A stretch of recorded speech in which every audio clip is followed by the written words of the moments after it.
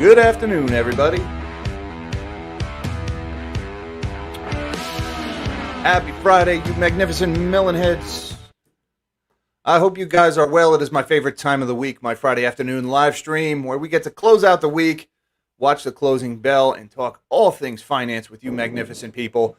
And I have to warn you guys right off the bat, I don't know if you heard that crack of thunder just now, but there is a wicked thunderstorm right over my head right now. It's making all kinds of racket and ruckus. And so I may lose power in the middle of this live stream. I live in rural PA. The grid out here is somewhat unstable. So we're going to press on as much as we can. Let's talk about what's going on in markets today, because the market kind of liking this jobs report today. I was saying this morning in my live stream, I was a little surprised that stocks were down at the opening bell. I was expecting a rally based off of this softer than expected jobs report, because yesterday stocks sold off pretty hard on that blowout ADP number, mainly driven by Fed rate hike fears. Well, those fears should have been alleviated by this softer jobs report. And over the course of the day, the market did slowly come to that conclusion. We saw the dollar sell off hard. Bonds didn't really react to it, but stocks are up, namely tech stocks are up. I mean, and some of the stocks that are up, like Peloton, Beyond Meat, up 5, 6, 7%. All right. Some of the stupidest stocks in the market are just loving life today. It's a perfect metaphor for this entire market. Well, it is all about prospects of future rate hikes. The market is very weary about more rate hikes coming out of the Fed. It seems like this rate hike in July is a done deal. The market is still saying, interest rate futures are saying 90+% likelihood of that hike in July, coming up on the 26th of this month. Now the question is, what happens in September? What happens in November? Right now, the market is saying somewhere between 30 and a 40% likelihood that we still get one more rate hike after the July rate hike. And that is the one that is making or breaking this market right now, as the odds of that second hike go up, stocks go down. As the odds of that second hike go down, stocks are going up. Today, the stocks are going up.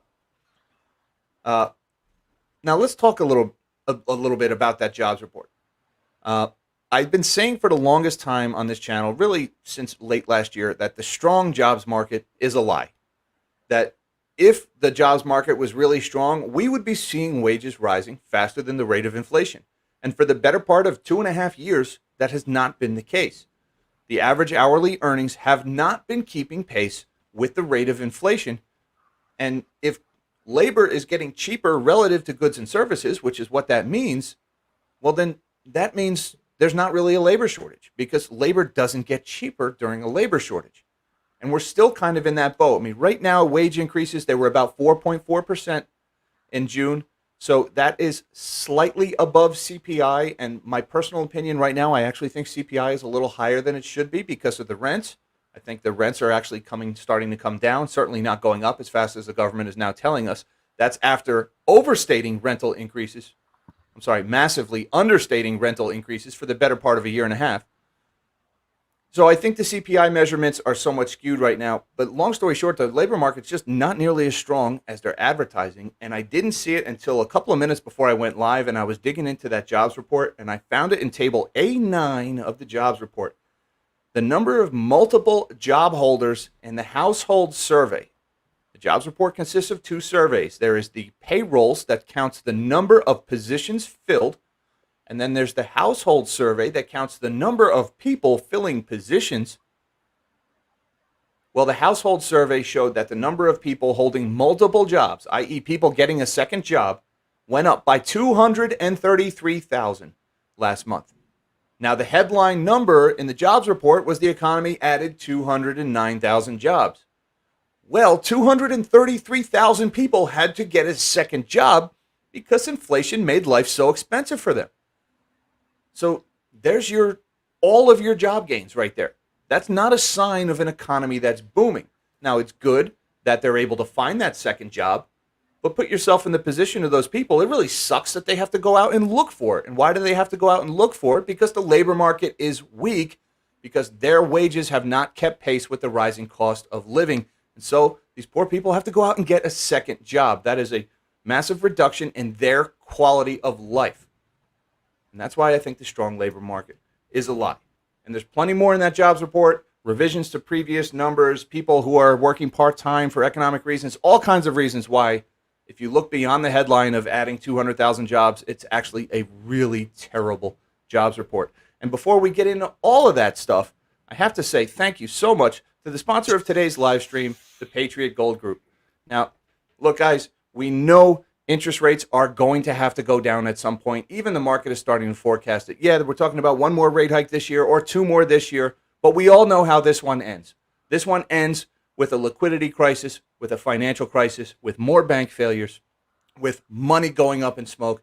And when that happens, you want to be protected with the ownership of physical precious metals like gold and silver. And that's why I am happy to promote the Patriot Gold Group. I'm not just having these people sponsor my live stream. I am also a client. I just placed an order for some gold and silver with them a few days ago. So go to nsfgold.com. There's a link down in the description below, or call that number on the screen, 888-988-5401. Get your free investor guide today. And as always, tell them that nobody sent you. And with that, let's shrink my big melon of a head and say hello to my man, Mish the Mod, who is in the house. How we doing today, Mish? And I'm doing great. It has been raining here all day. Finally got a break in the rain. I did want to say, with great thing about government reports is there's a lot of great information in there. You just got to find it. I think I know they purposely hide stuff, because I did when I had to write those big reports. Ooh, was that an admission? Was that a confession, Mish? It's all right. This is a safe space. we're in the tree, in the nest here. So every time we made a mistake in the nuclear navy, you had meetings, and you ended up writing about an 8 to 9 page paper on why you screwed up and sending it to the admiral. Sending it to the admiral. Yeah, we did something similar in commercial. Every time you make a mistake, you get to write the own report about how much you suck. You got to flog yourself at the meetings in front of the bigwigs. It's very similar. Well, most of the commercial nuclear fleet is operated by retired Navy nukes, so it's really the same folks, and they operate the same way. So let's look at what's going on in the market. Now, the first thing we got up on the screen today, the Fear Greed Index, CNN Fear Greed Index, sitting at 80. We are still deep in extreme greed territory. Now, we've been here for a while, guys. I mean, I've been saying look, Perma-Bear, get it on the sleeve. You all know about it. That's nothing new. I don't really do optimism. But for 2.5, 3 weeks, I've really been pounding the table on this index, because it does not usually go this high. And when it does, it doesn't stay there long. It drops, and it drops hard, and it takes the market with it. Well, if you look at the timeline of the Fear Greed Index, this is going back 1 year. Guys, we have been over 70 for 5 consecutive weeks. And this index does not live in that area, all right? This index lives around 50. It goes above, it goes below, but 50 is where this thing's happy. We have been over 70 for more than a month. This market is so ripe for a correction. Look, bulls, you Tesla call buyers, all you guys, congratulations, all right? And, pile it on in the comments. The bullish trolls, I love you guys. Thank you for the engagement. Keep them coming. You guys keep me on my toes. You keep me honest. But before you type that next bullish troll comment, let me just suggest you entertain the notion of taking a little profit here, all right? We've been sitting here in extreme greed territory for 35, 36 days in a row. It is not going to stay here forever. It is going to head lower. It always does. It's going to take stocks with it. That's your little PSA from Nobody Special. And here we go, looking at, go ahead, I'm going to pile a little on that, taking profits, right? I think Johnny Bravo is the one that says never fall in love with an asset. And so are you trading or investing? And then you got to take a look at that. And if you're trading, take the profit. Yep, absolutely. You're going to miss the top. You're going to miss the bottom. And nobody ever nails a top. Nobody ever nails a bottom, right? It's not how it works. You don't pick the very top. Oh, if I held on for 34 more minutes, I would have made another 6 cents a share. That's how you get wiped out, thinking like that. All right? Little nibbles up, little nibbles down. That's how it goes. Thank you for that one, Mish. That was a good tidbit there. Let's look at the indexes right now. The S&P up 8.5 points, or 0.2% at 4420. Good day for the S&P. The Dow, not so much. The Dow's actually selling off right now, down 52 points, or 0.15%, 33,869 for the Dow. I am a little surprised to see that. Although Dow's selling off, and that money is flowing into the NASDAQ, that is somewhat risk on. NASDAQ is up 58 points, or 0.43%, trading at 13,737, although it was up well over 100 points earlier today. and it is selling off into the close. We got about 35 minutes left of trading. We'll see if it continues to sell off into close here. Just wanted to look at the NASDAQ here, guys. Putting in what could be a little bit of a double top here. I don't know. Just kind of seeing a little bit of a double top here. I also want to point your attention down to the RSI. This thing is starting to lose momentum. Yeah, we've got a similar peak, but we've got a lower peak in the momentum. It looks like this index is running out of steam, and I would once again refer you to the Fear Greed Index. It does not stay up at this level long. Fear Greed Index staying in levels that are not sustainable. We've got declining momentum in the RSI. Again, just consider the notion of taking some profits in these stocks. I get it, number go up. I just throw them out there. You guys do what you want with them. And before I go any further in the indexes, I have a thank you to say. I see that one just came in. Where are you, sir? There we go, from Mr. JJ Watt. Thank you, JJ, for the super chat, sir, the support of the channel. He says, a growing trend I've personally noticed, companies that allow monthly auto pay with a credit card on file are now asking to replace with a debit card.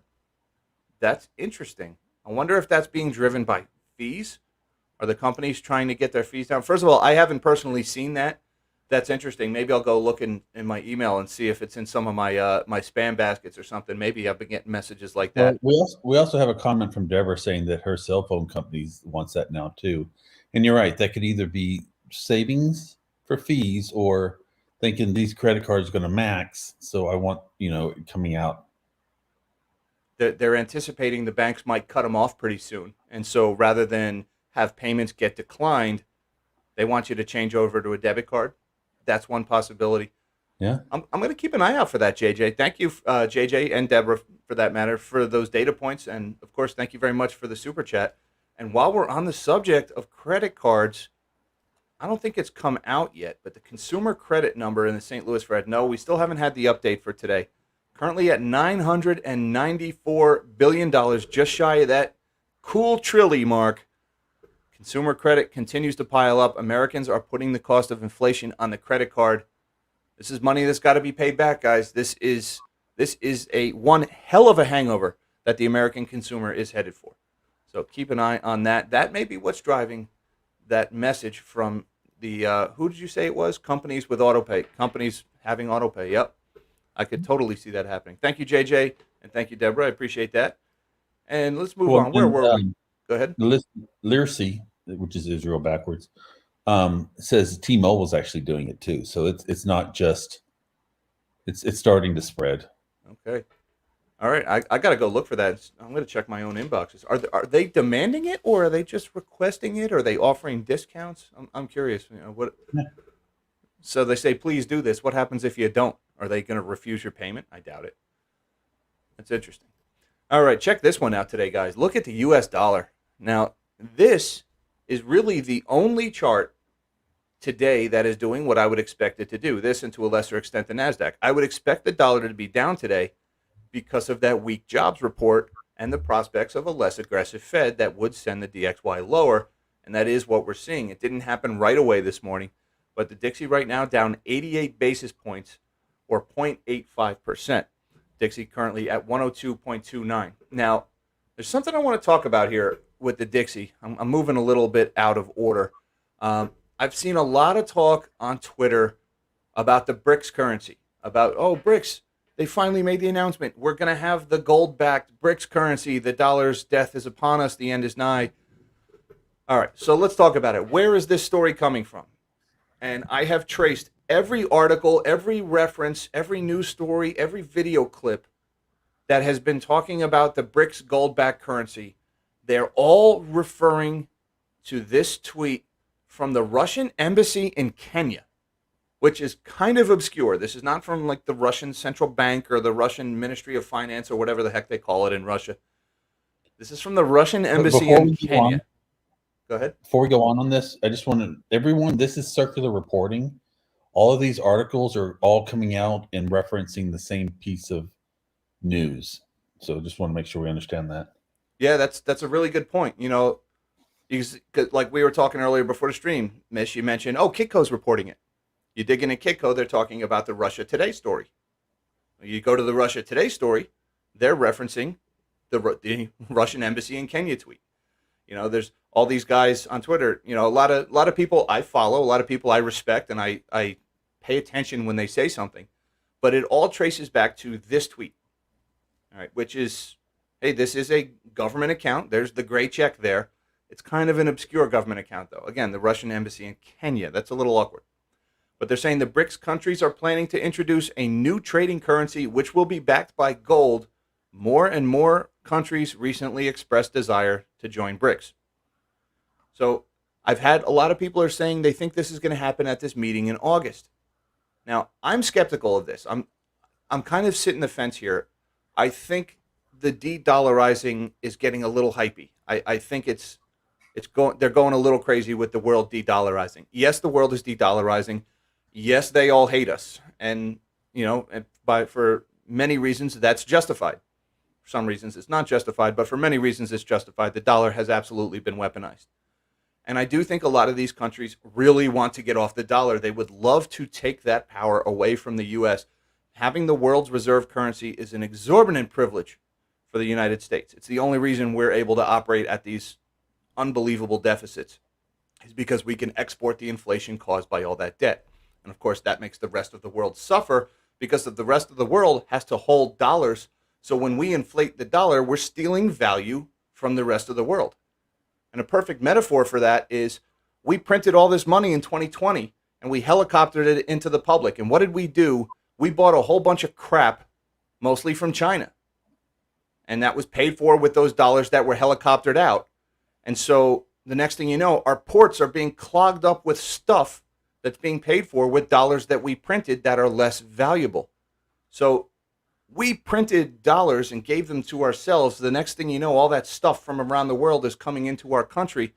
We just made the rest of the world poorer when we did that. So I'm not surprised to see the rest of the world trying to de-dollarize. Now, that being said, I think this story is getting a little out of hand. All of this circular reporting, to borrow from Mish's phrase, and all of these stories, they all trace back to one tweet from an embassy in Kenya. And I did a little bit more digging, and I found this article. This is from July 5th. This is 2 days ago, guys. BRICS Bank CFO sees no move anytime soon toward a common currency. This is the chief financial officer of the New Development Bank. This is the bank that was created for the sole purpose of de-dollarizing BRICS. It's a Chinese bank, New Development Bank, to add several new members this year. CFO Masdorp, did I say that right? He says the renminbi, far from becoming the reserve currency. The New Development Bank, a financial institution created by the BRICS bloc of emerging markets, doesn't have any immediate plans for the group to create a common currency, its vice president and chief financial officer said. And I would also add that this bank was in the news recently because they are having a dollar shortage at the New Development Bank. They're struggling to get their hands on dollars. All of the cost of refinancing their debt, they're having to pay higher and higher interest rates to get their hands on the dollars that they need to settle their dollar-denominated debt. So even the bank that is specifically created for the purpose of creating a BRICS currency is having a dollar shortage and is saying that they have no plans for a new BRICS currency. So these two stories are diametrically opposed to each other. The story about the BRICS Bank, no plans, and they're running low on dollars, and the story about this tweet from the embassy. Guys, I am not as convinced this is happening. This is why I think it's not going to be a common currency like the euro is a common currency, right? They got rid of all the currencies at the time and made it all euro. I don't think that's what the BRICS is going to go to because they all want to keep their own monetary policy, right? Russia and China don't want to have to agree on monetary policy. So what I think they're going to make a common currency to settle trade in. What you're describing is almost something like the SDR, right? Or the special drawing rights, where rubles go in, renminbi come out, or something to that matter. But you have this central basket that is gold backed. Maybe that would be the BRICS currency, but it's not like people in all the BRICS countries will be transacting in this gold backed currency. Yeah. Is that Joe Bob and Bob Willie will not be trading in this currency? It'll be at the high level The $15 billion is moving between countries. They use this to move it. I could see that. And all of the That could be BRICS going back. countries, all the BRICS countries, they have some reason to not do this, right? Or at least some reason to avoid doing this. I mean, most of these countries can't help themselves. They turn to the printer when things get hard. Case in point, look at what China's trying to do to sustain its property bubble right now and to save its banking system. I mean, China's just dealing with this massive debt bubble. If they go to a gold-backed currency in China, then they can't print their way out of a property bubble. And South Africa, who can't keep the lights on, they can't print their way out of a power crisis. They can't print money to build power plants or to build power infrastructure. So if they're on a gold-backed currency, they can't mortgage the future in order to solve the problems of today, which is the go-to move for governments around the world in this day and age. And of course, Russia has to pay for a war. And keep in mind, why did we go off the gold currency to begin with in the States? Well, the Vietnam War was a big part of that. We were borrowing so much money to finance the war in Vietnam that we had to protect the dollar. We had to break the connection with gold. We had to devalue the dollar in order to print more of them in order to pay for an unsustainable war. And that's Russia to a T right now. So there's plenty of reasons why this wouldn't happen. So some people are looking at the Dixie chart today and saying this is the Russia Today story about the BRICS currency. I really don't think that's moving the needle at all right now on the dollar. I think this is more Bank of Japan. The BOJ. Yeah, I could see that. By the way, still waiting on the BOJ for that interest rate hike. Not Kuroda. Who's the Ueda, the new governor at the BOJ? When he came in there, he was supposed to start raising rates on day one. That was back in March. Has not happened yet. So I think the banking crisis in the U.S. probably put the kibosh on that for the short term. All right, let's look at what's going on in bonds right now. Bond market is mixed bag. We got the short end of the curve is mostly lower with the exception of the 1 month, and the long end is a little bit higher. We got the 30 years up 3 bips. The 10-year is up 2 basis points. 10 years yielding 4.06.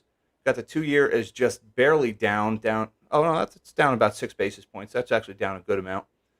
And then we talked about the 1 month. So the bond market's kind of all over the place, not really sure what to make of it. But long story, let's take a little bit of a longer view in the bond market. This is a chart that you guys should be paying attention to. This is the 10-year yield, and this is going back to 2020. All right, because we had this monster bull run in the 10-year yield last year, starting in 2021, anticipating the Fed's hiking cycle, and then when the Fed actually started hiking.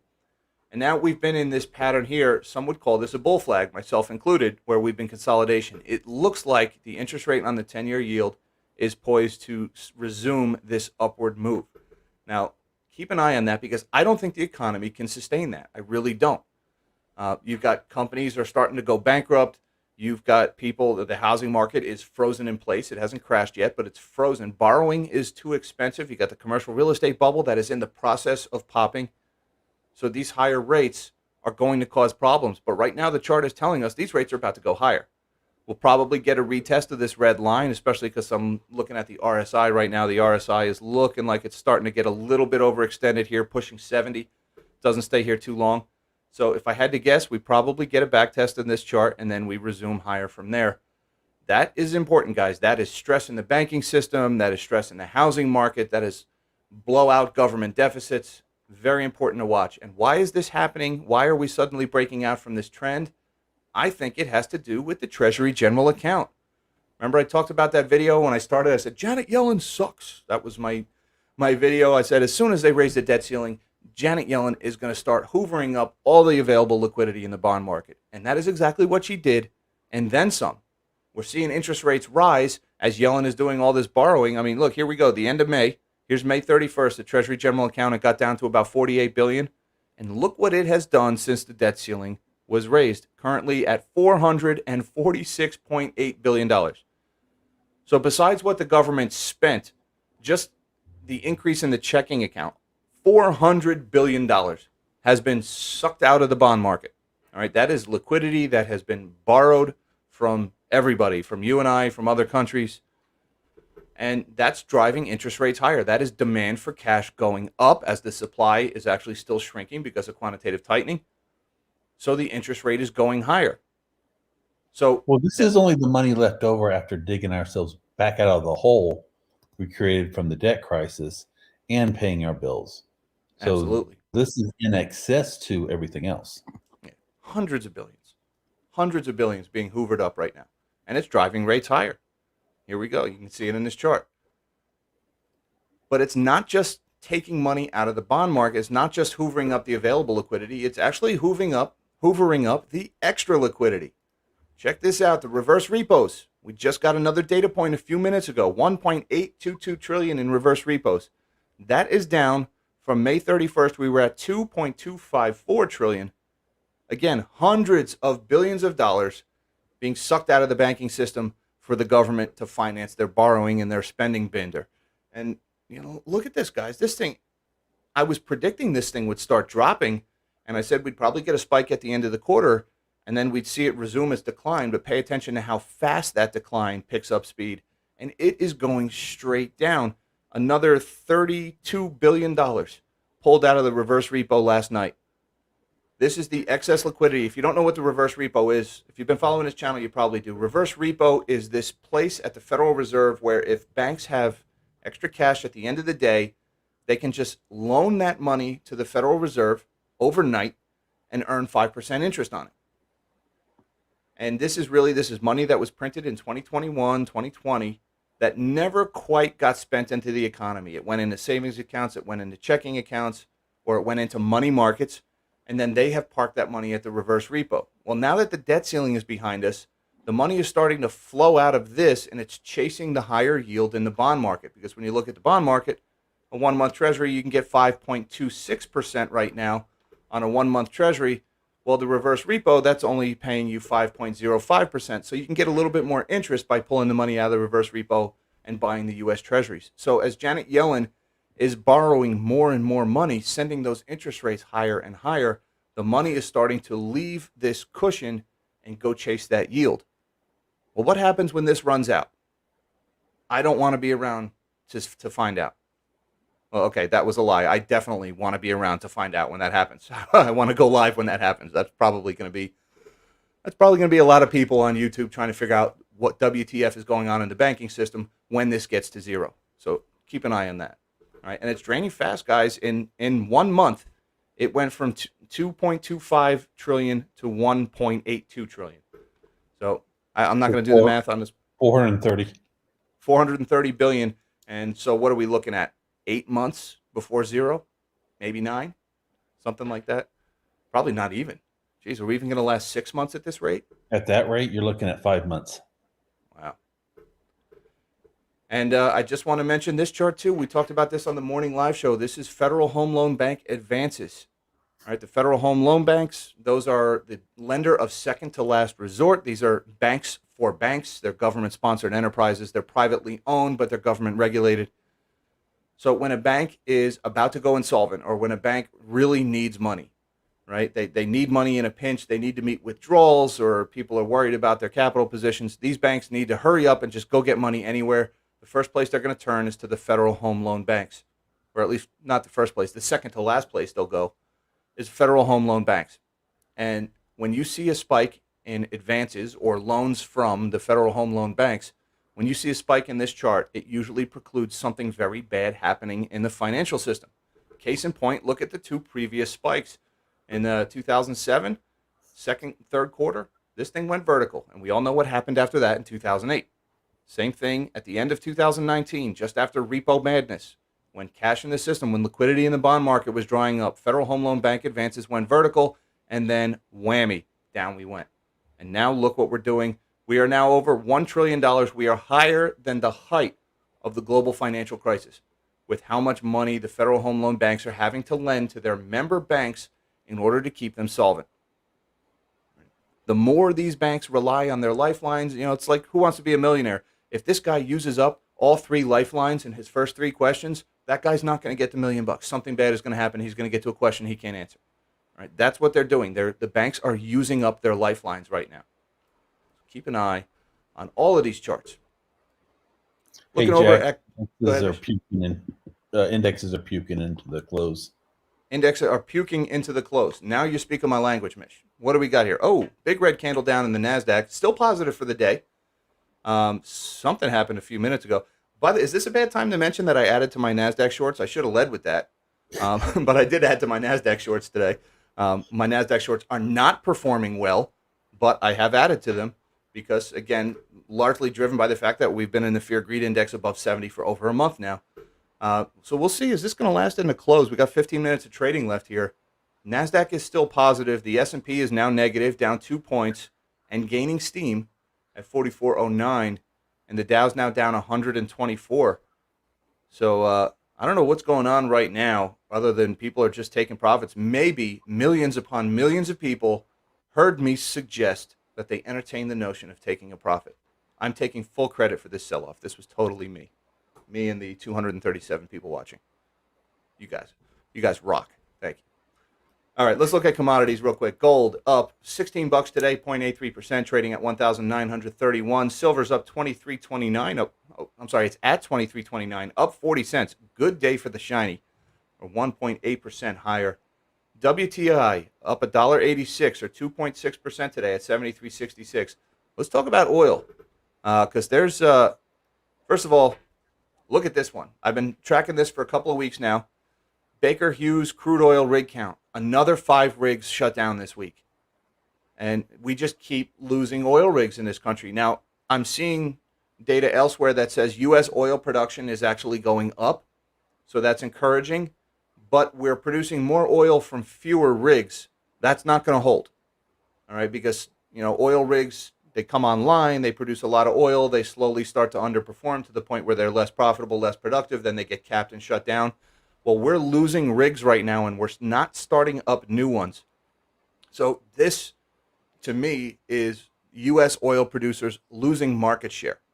These low prices are not sustainable for U.S. oil producers, and so they're just shutting down the rigs. So keep an eye on this, because remember, we burned through half of the Strategic Petroleum Reserve last year in what will surely go down in history as one of the most colossal geopolitical blunders of all time. We burned through our strategic oil reserve. We're losing oil rigs.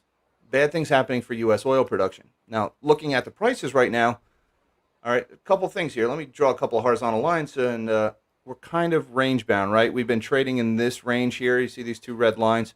We've been bouncing around really since May, around these low 70s to high 60s range. Now, it looks like we are just barely at the higher end of the range here. Are we going to break through this number?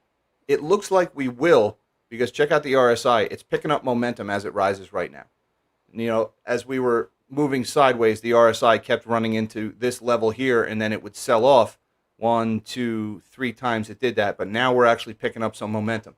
Now, I'm not ready to call bullish oil yet, because before that happens, I would like to see oil break above the 200-day moving average and back test it. I want to see us get above this red line. I want to see us come down and test it, and then we move higher.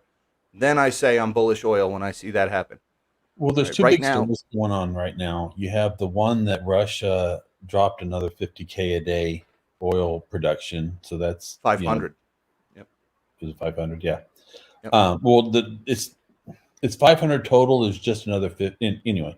500 total, and then you also have that the USA has announced that they're going to buy an additional 6 million this year on top of the 3 million they already did. So now they're going to buy 9 billion. I missed that one. Another 6 million for the SPR. Did that come out today? Yeah, it just came out. Oh, okay. Wow. While we were talking, huh? Mm-hmm. News is happening. All right. So I'm going to take that as a good thing. We do need to refill the SPR. And the fact that we're losing oil rigs because we dumped our own strategic oil supply to suppress prices, putting our own oil production out of business, is just so monumentally stupid. So I'm encouraged to see that we're refilling the SPR. I think refilling at $60 was always a pipe dream. We're lucky prices are where they are. I think we probably should have already bought a few 100 million barrels long before we got to this level. I mean, we sold mostly in the high 80s, 90s. So, we could have been buying small amounts here and actually turning a profit on the trade, but we didn't do that. Instead we just further alienated the Saudis, which for good reasons. The Khashoggi story is kind of gross, but we could be way out in front on refilling the SPR, and we're not. But I want to see the 200-day moving average in oil before I get bullish again.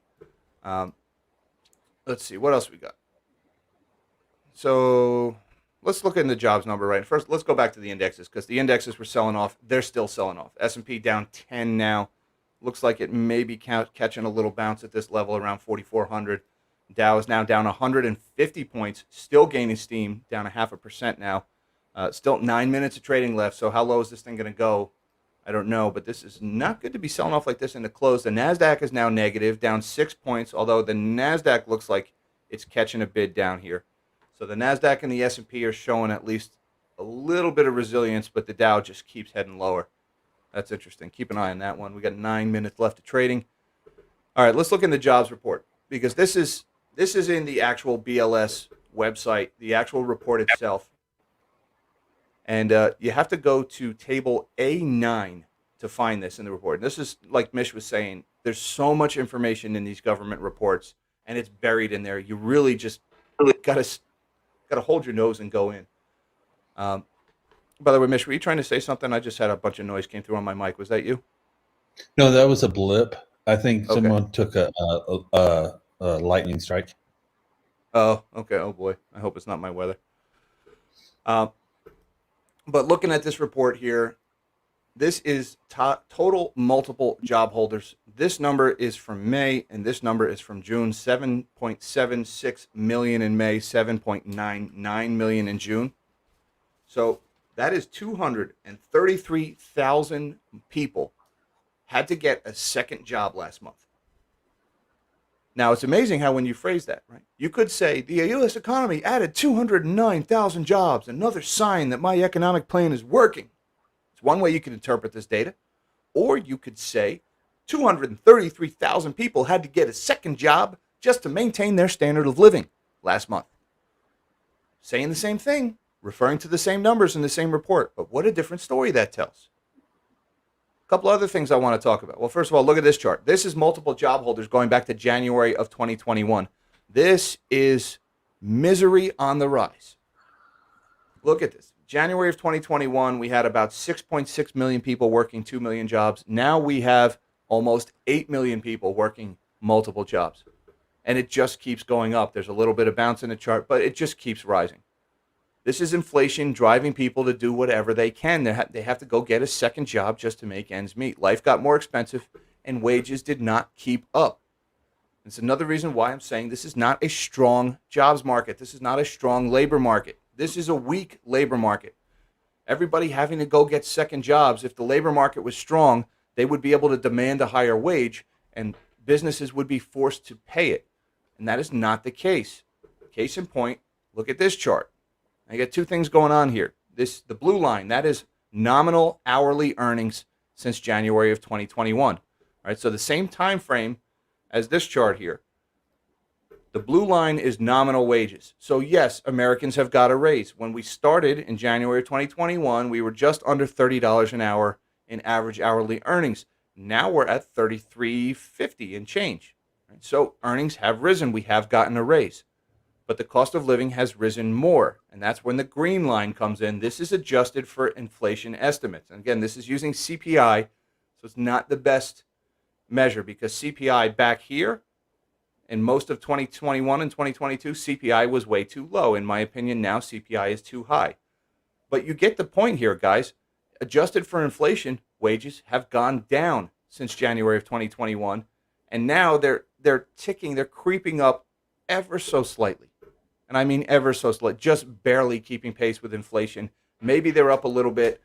This latest jobs report, we saw average hourly earnings rose 4.4%. What was the most recent CPI? Was it 4.0, I think? We're not into the threes yet.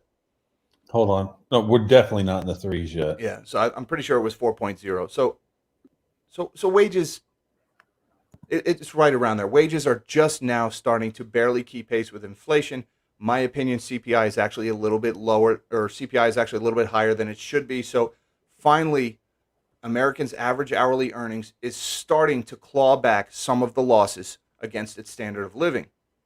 And now the Fed is like, oh no, can't let that happen. Raise rates, take a flamethrower to the freaking economy, put everybody out of work. We can't let the plebs recover any of their quality of life that they lost over the last 2 years due to inflation that we caused, and then lied and told them it would only be temporary. No, no, no. Now we got to put them all out of work. Deep breaths. I get heated when we talk about this. You're right. It was 4%. It was 4%. It was 4 even? Okay. So now the Fed needs to slam on the brakes. And this is what the Fed has done since the 1970s. They create inflation that makes us suffer, and then we demand a higher wage. And then right as those higher wages begin to materialize, they hike interest rates, and they crash the economy, and they put us out of work so those higher wages never happen.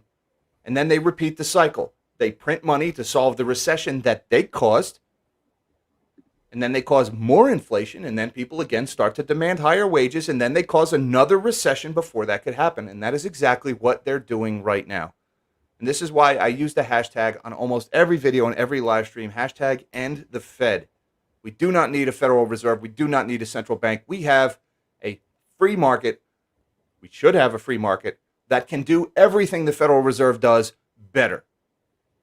The free market can set interest rates better than the Fed can. The free market can supply money better than the Fed can. We have private sector banks that make loans, increasing the money supply. And if those loans don't get paid back, that money gets destroyed and the money supply contracts. We don't need the Fed to do QE and QT and to artificially perform these natural market functions.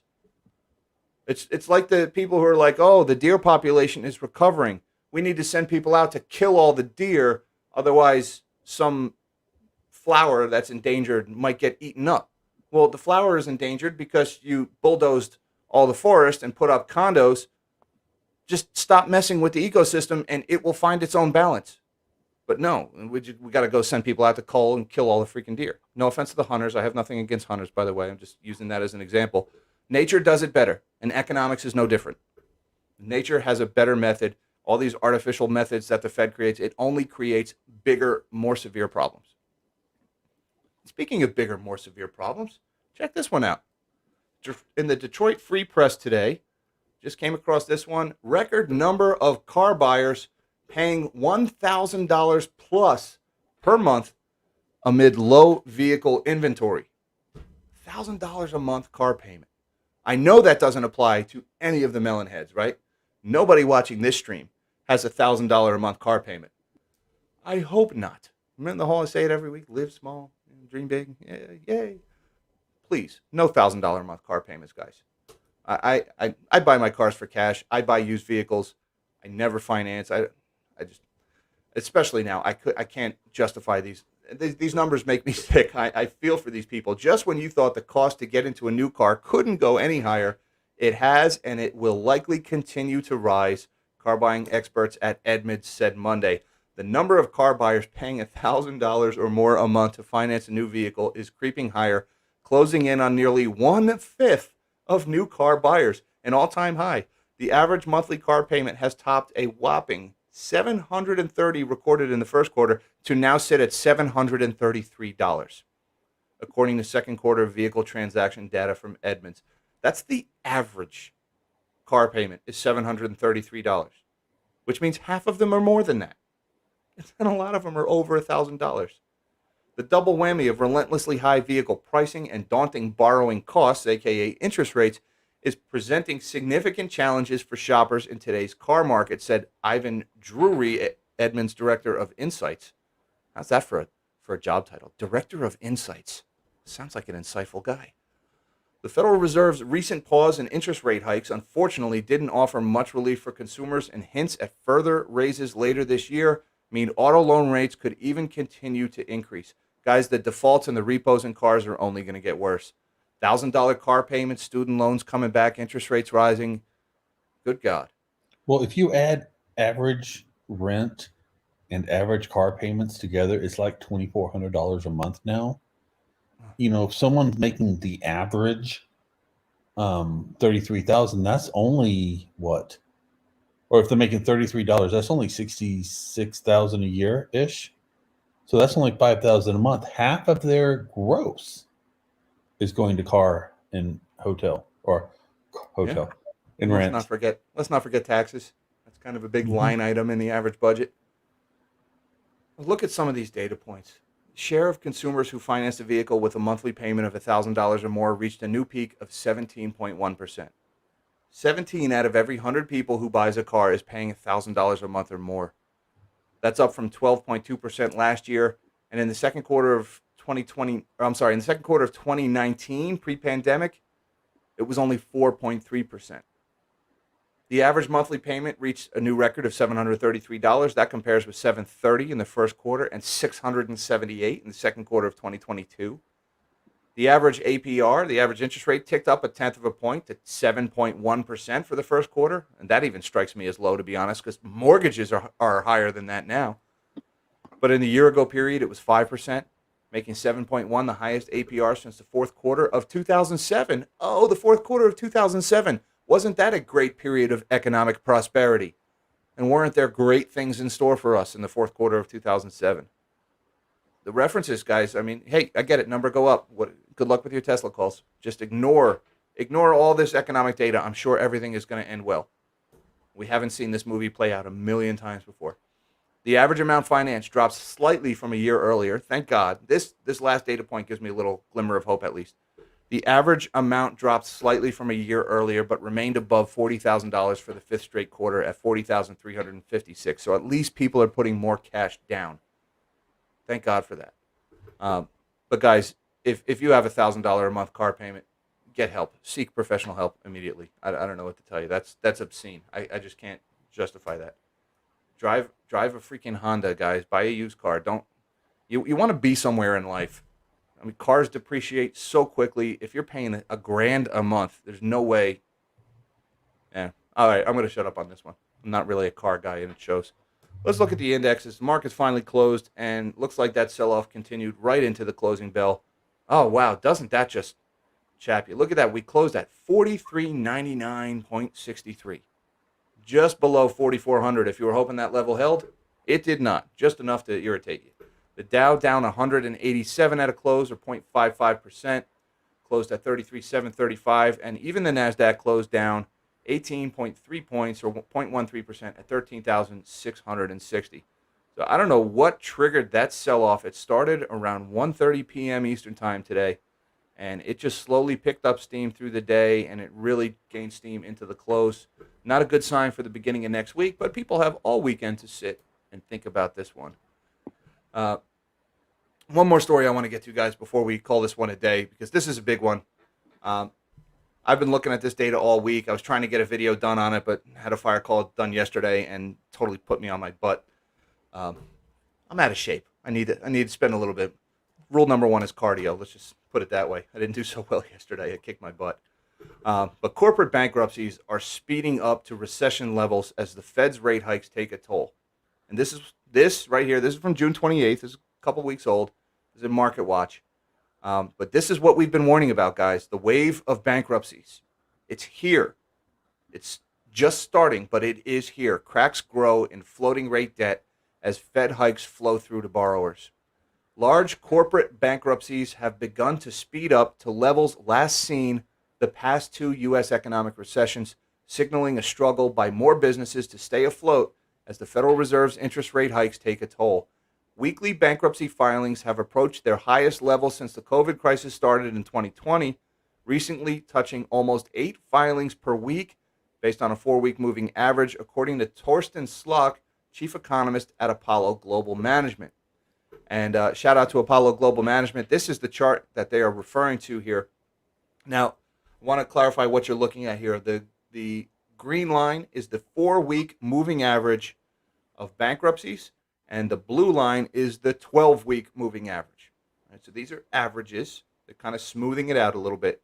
And what they're talking about is bankruptcies of companies with at least $50 million in liabilities. So mom and pop hardware store on the corner goes bankrupt. It doesn't show up in this chart. A First Republic Bank goes bankrupt. It shows up in this chart. An FTX goes bankrupt. It shows up in this chart. All right, so look at the numbers here and look at the dates by comparison. This goes back to January of 2006. Now, we are right now the 4-week moving average is 8 bankruptcies per week with liabilities of $50 million or more.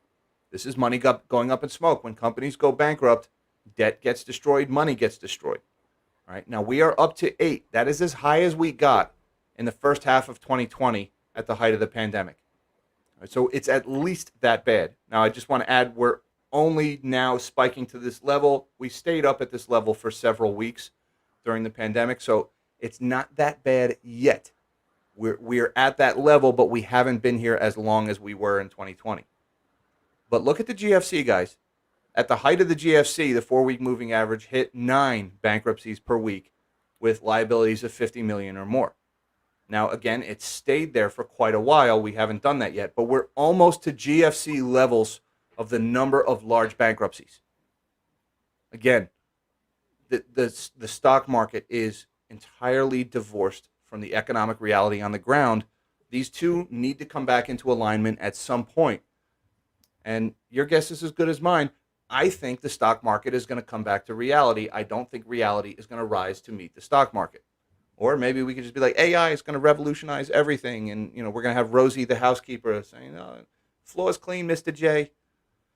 Yes, that was a Jetsons reference from a child of the 80s. Now, one last thing I want to mention with this chart is inflation, right? You would expect a slow increase over time in this chart because the dollar has lost value. And so there just are more companies with more than 50 million in liabilities than there were back then. So you should see a little bit of an upward trend in this chart, and you kind of see it through the teens. You see how the peaks were kind of slowly rising. But that being said, we are definitely in a spike now, and it's rising. And interest rates are still high, and interest rates are going higher. The Fed is going to hike in June or in July. Right now the CME interest rate, this CME Fed Watch tool, this is based on interest rate futures. It's saying what is the probability of a rate hike? Currently 92.4% on July 26th. It's happening.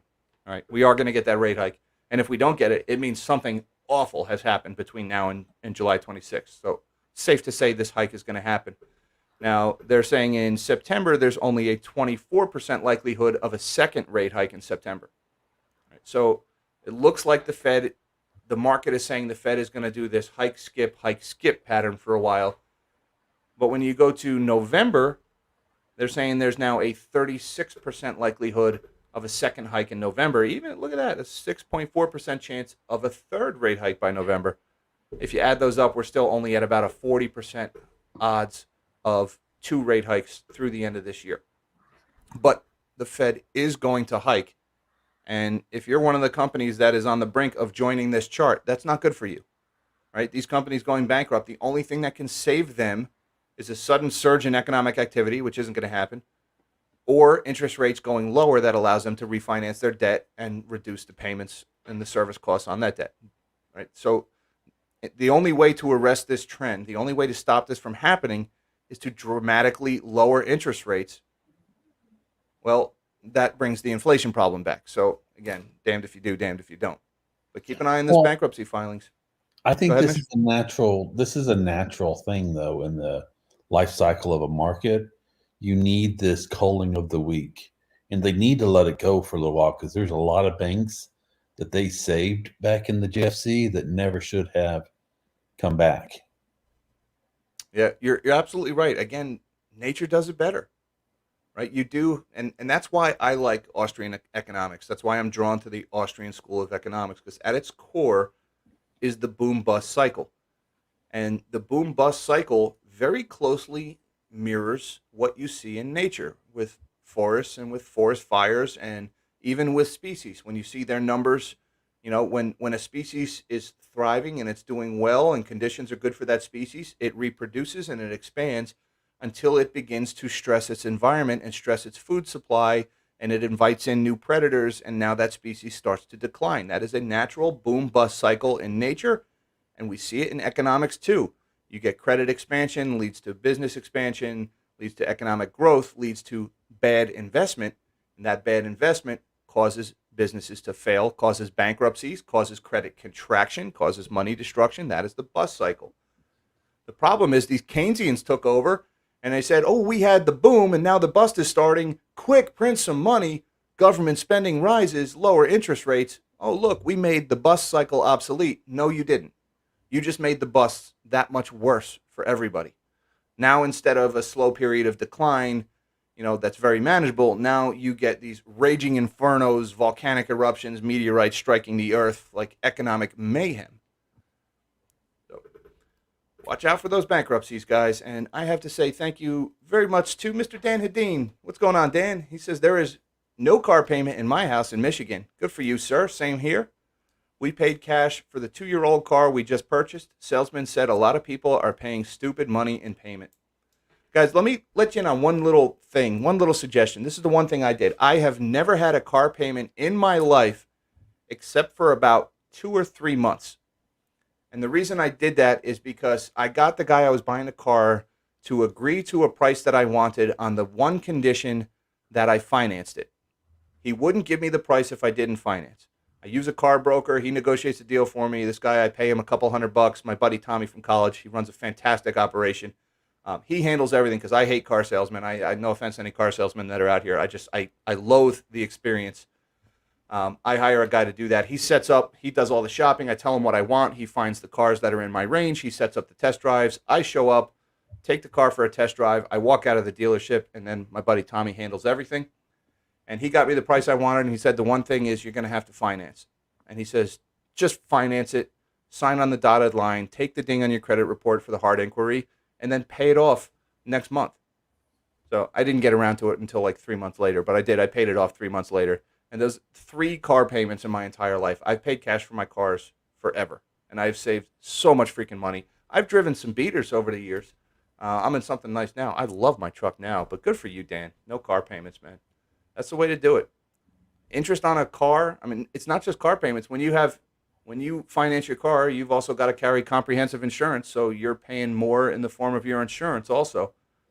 So I'm just not a fan of financing. That is a toilet. That money is flushed down. And the other thing, when you buy a new car, guys, I've mentioned this. You got to imagine that there is a toll booth, an imaginary toll booth when you drive off the lot. And that toll booth is about $10,000. Now think about it. If you were planning a trip somewhere, how far out of your way would you drive to avoid a $10,000 toll booth? Probably hundreds of miles. Well, why would you ever drive a new car off a car lot if you're going to have to pay a $10,000 toll booth in the form of the depreciating value of the car the second you drive it off the lot? It's money that just goes up in smoke. Buy a new used car and you don't get that. So that's my approach to the car. But I'm not a car guy. I know a lot of you guys are really like into your cars, and it's how you treat yourself. We all have those little vices, things we like to do to treat ourselves. I have weird hobbies. I have chickens and lawn equipment and whatever. You do you, guys. I do me. You do you. But that's where I'm at. All right. We've been going pretty long enough. We're going to get out of this one before we hit the hour mark. Mish, you got anything you want to add, brother? Nope. Everybody stay safe. I'm glad to see the rains there, but be careful with it. Yep. Yeah, we needed the rain. Guys, have a good weekend. It is hot. It's really hot. Stay hydrated. Don't make the stupid mistake I made yesterday of being dehydrated when the pager goes off and then running into the burning building while you're already dehydrated. That's fun. That was good, clean fun. I slept like a baby last night. Have an awesome weekend, guys. And look, I do the doom and gloom here on this channel all the time. We all know hard times are coming, but they're not here. Not quite yet. So make the most of these times. Spend some time with family and friends this weekend. Make the most of it. And prepare for the worst and hope for the best. Thanks again, Dan, for the super chat, and JJ for the super chat. Thank you all you guys for your time. Thank you to Patriot Gold for sponsoring this live stream. Again, links down below to all that stuff. Thanks also to my Patreon supporters. You guys rock. Links down below to all that good stuff. Thank you to my man, Mish the Mod, M and J, Tiggy, all you guys, my moderators. I appreciate you guys doing everything that you do in the chats. Hi, Mom. Hi, Dad. I love you guys. And until next time, live small and dream big.